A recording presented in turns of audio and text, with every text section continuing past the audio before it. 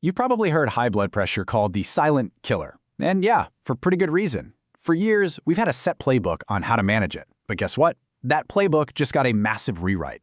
Today, we're going to dive into the brand new 2025 blood pressure guidelines. This is the first major update we've seen since 2017, and we'll break down exactly what you need to know. So, let's start with a number. Just let this one sink in. 46.7%. That's how many adults in the US are walking around with high blood pressure right now. We're talking about nearly half the population. This is the single biggest preventable risk factor for heart disease, kidney disease, even dementia. The scale of this is it's huge. So, what if the fundamental rules for how we diagnose and treat this condition for almost half of all adults just got a major upgrade? Well, they did, and that's exactly what we're about to unpack. All right, the first big shift is all about one thing: getting smarter and acting earlier. The new guidelines are really pushing for a much more proactive, more personalized way to think about prevention. And to do that, they've swapped out an old tool for a shiny new one. For years, doctors used something called the ASCVD risk calculator to guess your 10-year risk of a heart attack or stroke. Now, they're moving to the Prevent risk calculator. Honestly, it's like upgrading from an old flip phone to the latest smartphone. And this new tool is just so much smarter because of all the new things it looks at. It doesn't just peek 10 years into the future, it looks out 30 years. And for the first time, it's combining your heart, kidney, and metabolic health into one score. It even uses your zip code to factor in social things that affect your health. All this means you get a way more precise, personalized risk score, especially if you're a younger adult. Okay, so all this smarter data leads directly to earlier action. Under the old rules, right, if you were lower risk, your doctor might wait until your blood pressure hit 140/90 to even talk about medication. Now that threshold is lower. If lifestyle changes aren't getting you down to 130/80 after a few months, medication is now on the table. The takeaway here is really clear: step in earlier to prevent damage later. Now for the second big upgrade, this one recognizes that high blood pressure isn't just a threat to your heart, it's got other targets. We've always known the link between blood pressure and heart attacks or strokes, right? That's old news. But the 2025 update puts a huge new emphasis on a totally different organ. What about our brains? This is a really big deal. For the very first time, we have a Class 1 top-tier recommendation that says treating high blood pressure and getting that top number below 130 is a critical strategy to help prevent dementia and cognitive decline. This isn't just a nice idea anymore.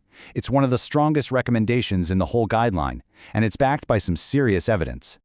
Okay, this third upgrade is maybe one of the most interesting and practical changes, and it's all about what's in your salt shaker. For decades, what have we heard? Eat less salt. Cut back on sodium. Simple, right? Well, the new guideline introduces a whole new way of thinking. It's not just about cutting back anymore. It's about making a switch. So what's the switch? It's to something called potassium-enriched salt substitutes. The idea is brilliant in its simplicity. You take regular table salt, sodium chloride, and you replace some of that harmful sodium with beneficial potassium. So you get this double whammy: less of the bad stuff and more of the good stuff. So the big question is, does it actually work? Well, there was this massive landmark trial called the SASS trial that looked at nearly 21,000 people, and the results were kind of stunning. The group that just made this one simple switch saw a 7% lower risk of stroke, a 13% lower risk of major cardiovascular events, and get this, a 12% lower risk of death from any cause, just from changing their salt. Now, we've got to be responsible here. This simple swap is safe and super effective for most people, but there is a small group who needs to be careful. If you have advanced chronic kidney disease or you're on certain medications that mess with your potassium levels, you should definitely have a chat with your doctor before you make the switch. All right, this fourth key upgrade is all about moving away from that one-size-fits-all approach. It's about getting more specific, with treatments tailored for different groups of people. Let's just run through a few of the highlights. For pregnant women, the recommendation is now to start treatment sooner to protect both mom and baby.